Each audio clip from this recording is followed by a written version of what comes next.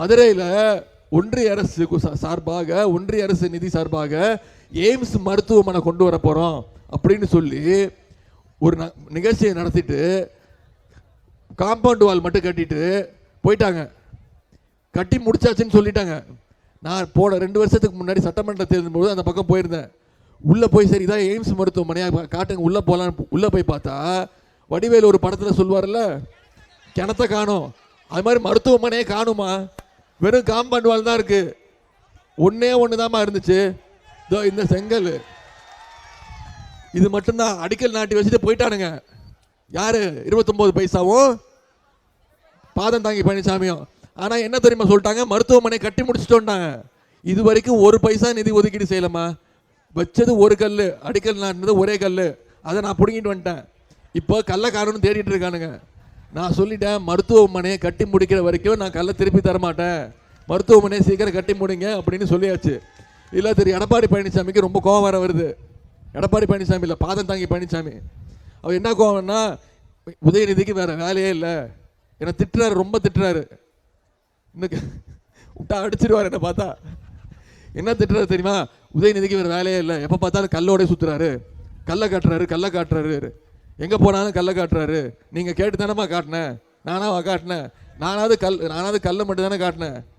இவர் என்ன காட்டுறாரு பாருங்க.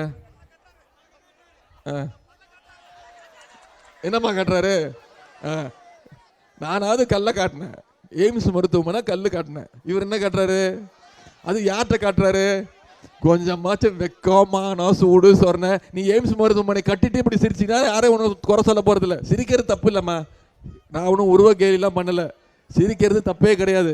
அனைவரும் சிரிக்கணும், நல்ல சந்தோஷமாக இருக்கணும், மகிழ்ச்சியாக இருக்கணும். ஆனால் இது ஒரு சிரிப்பா? டூத் பேஸ்ட் விளம்பரம் மாதிரி. இந்த அமைதிப்படைன்னு ஒரு படம் ஒரு ஞாபகம் இருக்கா? அதில் ஒரு கேரக்டர் ஒரு ஞாபகம் இருக்கா? யாரு? இதில் எத்தனை அமாவாசை இருக்கு? மருத்துவமனையை கட்டி முடிச்சுட்டு சிரிச்சிருந்தீங்கன்னா உங்கள் சிரிப்பை பாராட்டியிருக்கலாம். ஆனால் இப்படி ஒன்றிய அரசு மோடிக்கு ஒரு அடிமை ஆட்சியை நடத்திட்டு இப்போ தேர்தல் வந்துருச்சோன்னே பாஜகவோட கூட இருந்தால் வர்ற ஓட்டு வராதுன்னு சொல்லி இப்போ வெறும் நாடகம் ஆடுறாங்கம்மா. கூட்டணி இல்லைன்னு நாடகம் ஆடுறாங்க. நான் இப்போ கேட்குறேன்ல, எய்ம்ஸ் மருத்துவமனை எங்கே எப்போ வரும்னு கேட்டால் 29 பைசா தானே பதில் சொல்லணும். அவருக்கு தானே கோவம் வரணும். யாருக்கு கோவம் வருது தெரியுமா? திரு பாதம் தாங்கி பழனிசாமி கோவம் வருது. நீ அது எப்படி நீ கேட்கலாம் அப்படின்னு. ஏன் இவரை கேட்டால் அவருக்கு கோவம் வருது? ஏன்னா 2 பேரும் பயங்கர கள்ளக்காதல். தேர்தல் முடிஞ்சோன்னு சேர்ந்துருவாங்க. நான் இவ்வளோ பேசுகிறோம்ல, நீங்கள் நான் திரு எடப்பாடி பழனிசாமி, திரு பாதம் தாங்கி பழனிசாமி பார்த்து கேட்குறேன். நீங்கள் தான் பாஜகவோட கூட்டணி இல்லைன்னு சொல்கிறீங்கல்ல, நான் ஒரே ஒரு வார்த்தை கேட்குறேன். திரு மோடி அவர்களை எதிர்த்து கூட வேணாம், நீங்கள் மோடியை பார்த்து ஒரு மூச்சு விட்டுருங்க பார்ப்போம். ஒவ்வொரு தரப்பு அவர் சொல்கிறாரு, உதயநிதி ஒன்னே தான் பேசிகிட்டு இருக்காரு, ஒரே மாதிரி பேசுகிறாரு, ஒரே வார்த்தையை பேசுகிறாருன்னு. பின்னா மாற்றியாக பேச முடியும் ஆளுக்கு தகுந்த மாதிரி. நான் என்ன பச்சவந்தியா? அதிமுக கார மாதிரியுமே திரு எடப்பாடி பழனிசாமி மாதிரி.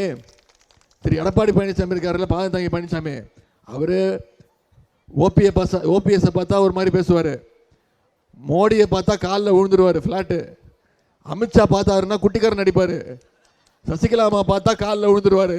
இப்போ போய் சசிகலாமா காலில் விழ சொல்லுங்க பார்ப்போம். அந்த அம்மா எட்டி ஒரே உதைக்கும், எவ்வளோ பெரிய துரோகம் பண்ணியிருக்கேன் நீ எனக்கு அப்படின்னு. எனவே இந்த ஆட்சியை ஒழிக்கணும்னா, நம்முடைய இந்தியா கூட்டணி ஆட்சி அமையணும்னா உங்களோட கைகளில் இருக்குது. செஞ்சிருவீங்களா? நான் இன்னைக்கு முடிச்சுட்டு அடுத்த தொகுதிக்கு போயிடுவேன். நான் சென்னையிலேருந்து கிளம்பி 22 நாள் ஆச்சு. இப்போ நான் என் வீட்டுக்கு போனால் என்ன அடையாளம் தெரியாது அவங்களுக்கு. நீ யாருன்னு கேட்பாங்க, ஏன்னா தொண்டை போயிடுச்சு. நீங்கள் அடுத்த இன்னும் 2 நாட்கள்மா, இந்த 2 நாட்கள் இந்த பிரச்சாரத்தை மக்கள்கிட்ட கொண்டு போய் வாக்காளர் ஒரு வாக்காளராக நீங்கள் யார் யாரெல்லாம் சந்திக்கிறீங்களோ ஒவ்வொரு வாக்காளராக பார்த்து நீங்கள் இந்த பிரச்சாரத்தை மேற்கொள்ளணும். நம்முடைய தமிழ்நாட்டு மக்களுக்கு மரியாதை வேணும், நமக்கு சுயமரியாதை வேணும். நம்ம தமிழ்நாட்டு மக்களுக்கு நம்முடைய உரிமைகள்லாம் வேணும், மொழி உரிமை வேணும், தமிழ் முக்கியம், தமிழ் வேணும். இங்கே இருக்கிற ஆளுநர் என்ன சொல்கிறாரு? ஆளுநர் யார்? பாஜகவோட கைப்பாவை. என்ன தெரியுமா சொல்கிறார்? சட்டமன்றத்துக்கு வந்து தமிழ் தாய் வாழ்த்தெல்லாம் பாட தேவையில்லை, நீங்கள் தேசிய கீதம் மட்டும் பாடுங்க அப்படின்றாரு. நம்ம தலைவர் வந்து சொன்னார், எங்களுக்கு தேசிய கீதம் முக்கியம், நாங்கள் விட்டு கொடுக்கல, ஆனால் அதை விட எங்களுக்கு முக்கியம் எங்களுடைய தாய் தமிழ் தாய் வாழ்த்து எங்களுக்கு முக்கியம், நாங்கள் என்றைக்கும் எங்களுடைய மொழி உரிமையை விட்டு கொடுக்க மாட்டோம்னு தைரியமாக சொன்ன முதல்வர். இந்த ஆளுநர்மா உங்களுக்கு தெரியல, ஆளுநர் அவர் எப்படிப்பட்டவர் தெரியுமா? இந்த மாயின்னு ஒரு படம் வந்ததுல்ல, அதில் ஒன்று வரும்ல, ஆமா மின்னல். அது எப்போ வருதுன்னு தெரியாது, எப்போ போகுதுன்னு தெரியாது. சட்டசபைக்குள்ள வர்றதான் தெரியும். தலைவர் எந்திரிச்சு நின்று மயக்க பிடிச்சாருன்னா ஓடி போயிடுவார். நடுவில் ஒரு வாட்டி என்ன சொல்லிட்டாருமா ஆளுநர், தமிழ்நாடுங்கிற பேரை மாற்றணும் அப்படின்ட்டாரு. தமிழ்நாடுன்ற பேர் சரியா இல்லை, அதுனா தமிழ்நாடு தனி நாடு, தமிழ்நாடு வேணாம் மாற்றுங்க அப்படின்ட்டார். பேரறிஞர் அண்ணா வச்ச பேருமா அது.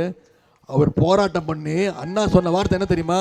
தமிழ்நாடுன்ற பெயர் தமிழ்நாடுன்னு இருக்கிற வரைக்கும் இந்த நாட்டை ஆண்டு கொண்டிருப்பதர் அண்ணாதுரைன்ற பயம் இருக்கணும்னு சொன்னவர் பேரறிஞர் அண்ணா. மிகப்பெரிய போராட்டத்தை நடத்தி தமிழ்நாடுன்னு பேரை வாங்கணும்.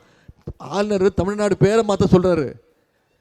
தேசிய கீதம் தான் பாடணும், தமிழ் தாய் வாழ்த்து பாடக்கூடாதுன்றாரு. இப்படி நம்முடைய மொழி உரிமை, கல்வி உரிமை, நிதி உரிமை. நான் ஒன்னே ஒன்று கேட்கணுமா, ஒன்றிய அரசு கொடுக்கறது 29 பைசா. அந்த 29 பைசா வச்சுக்கிட்டு இவ்வளவு திட்டங்களையும் இவ்வளவு நலத்திட்டங்களையும் உதவிகளையும் நம்முடைய முதலமைச்சர் செய்கிறாரு. நம்ம நாட்டுக்கு, நம்ம தமிழ்நாட்டு மக்களை மதிக்கக்கூடிய, நிதி உரிமை கொடுக்கக்கூடிய ஒரு நல்ல பிரதமர் வந்தாருன்னா நம்முடைய தலைவர் கண்டிப்பாக போராடி வாதாடி அதிகமான நிதியை வாங்கி இன்னும் நிறைய திட்டங்களை, நிறைய வாக்குறுதிகளை நிறைவேற்றுவார். நம்பிக்கை உங்களுக்கு இருக்கா? எனவே அடுத்த 2 நாள் இந்த பிரச்சாரத்தை மக்கள்கிட்ட நீங்கள் கொண்டு போய் சேர்க்கணும். இந்த 3 வருஷத்தை என்னென்ன திட்டங்கள் பண்ணியிருக்கோம், ஆட்சிக்கு வந்தால் என்னென்ன பண்ணுவோம், இந்த 10 வருஷத்தில் பாஜக 29 காசு நம்ம இந்தியாவை எப்படி பின்னுக்கு தள்ளிட்டு போயிருக்குங்கிற பிரச்சாரத்தை நீங்கள் செய்வீங்களா? உங்களை எல்லாம் அன்போடு கேட்கிறேன், பண்போடு கேட்கிறேன், பாசத்தோடு கேட்கிறேன், உரிமையோடு கேட்கிறேன், உங்கள் வீட்டு பிள்ளையாக இருந்து கேட்கிறேன். இன்னும் சொல்ல போனால் பெருமையாக சொன்னால் தலைவருடைய மகனாக இருந்து கேட்கிறேன். இன்னும் பெருமையாக பூரிப்போடு கேட்கிறேன்னா முத்தமிழர் டாக்டர் கலைஞருடைய பேரனாக இருந்து கேட்கிறேன். ஆதரிப்பீர். உதயசூரியன். உங்கள் அன்புக்கும் வரவேற்புக்கும் நன்றி.